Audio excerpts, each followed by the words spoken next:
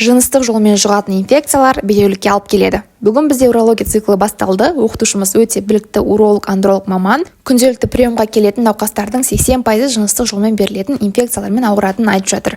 Ең қызығы, сал ауруымен ауыратын адамдар уақытылы емделмегендіктен, өз денсаулығына бей-жай қарағандықтан, уақыт өте өзінің де екінші жартысының да ұрпақ сүю қабілеті төмендеп кетеді екен. Осы жерде болашақ дәрігер ретінде қоғамның жыныстық сауатына қосқан үлесім болсын деп, жыныстық жолмен берілетін аурулар жайлы біраз ақпарат бергім келіп тұр. Жастар арасында ең жиі кездесетін инфекциялар олар хламидиоз, гонорея, трихомонада, ВПЧ, сифилис және де ВИЧ.